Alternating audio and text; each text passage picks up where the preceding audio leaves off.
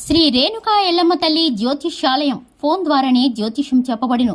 మీ జీవితంలో ప్రతి ఒక్క సమస్యకి పరిష్కార మార్గం చూపబడును.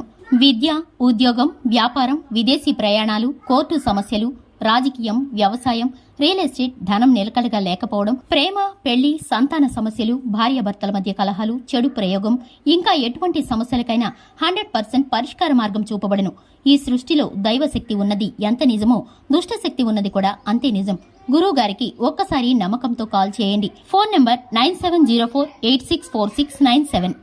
మార్చి 2 తుల రాశివారు పొద్దున్న ఒక గండం, సాయంత్రం ఒక గండం. అందరికీ నమస్కారం. ఛానల్ కి స్వాగతం. 2025 మార్చి 2వ తారీఖున తుల రాశి వారికి పొద్దున్నే ఒక గండం ఎదురవుతుంది, సాయంత్రం ఒక గండం ఎదురవుతుంది. దీనికి సంబంధించి ఈ రాశి వారు చేయవలసిన దేవతారాధన పరిహారాలు ఏమిటో, ఏ విధమైన గండం వీరికి ఎదురవుతుందో, ఈ పరిస్థితుల్లో వీరు ఎదుర్కొనేటటువంటి పరిణామాలు ఏ విధంగా ఉండబోతున్నాయో ఈ వీడియోలో పూర్తిగా తెలుసుకుందాం. వీడియోని ఎక్కడా కూడా స్కిప్ చేయకుండా పూర్తిగా చూసినట్లయితే మేమేం చెప్పబోతున్నామో మీకు అర్థమవుతుంది. ఇక వివరాల్లోకి వెళ్లే ముందు ఛానల్ ని సబ్స్క్రైబ్ చేసుకోకుండా ఉన్నట్లయితే వెంటనే ఛానల్ ని సబ్స్క్రైబ్ చేసుకుని పక్కనే ఉన్న గంట సింబల్ మీద ఆల్ అనే ఆప్షన్ ని క్లిక్ చేసినట్లయితే మేము చేసే ప్రతి వీడియో నోటిఫికేషన్ మీ వరకు చేరుతుంది.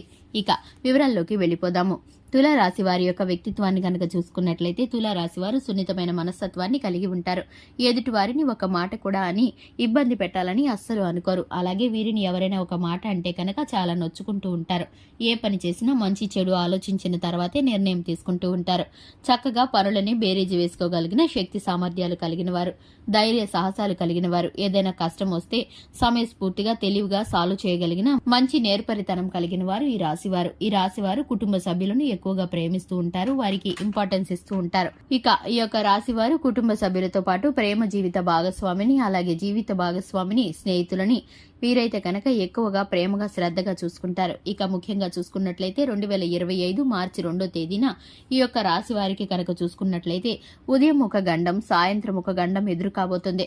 ఇదైతే కనుక వీరికి చాలా ఇబ్బంది కలిగిస్తుంది. వీరైతే కనుక ఆకస్మిక ప్రయాణాల నిమిత్తం గాని, అనుకోని పనుల నిమిత్తం గాని బయటికి వెళ్లినప్పుడు వీరైతే కనుక ట్రాఫిక్ ద్వారా ఇబ్బందులు పడతారు. వాహనాల్లో కనుక వీరికైతే చిన్నపాటి ఒత్తిడి, అలాగే చిన్నపాటి అలజడి ఎదురవుతుంది.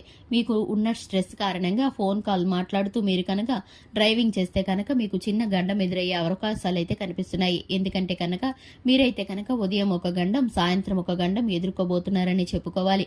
ఎందుకంటే మీకున్న గ్రహస్థితి కారణంగా మీకు ఇటువంటి పరిస్థితులు ఎదురవబోతున్నాయి. మీరైతే కనుక చాలా జాగ్రత్తగా ఉండాలి.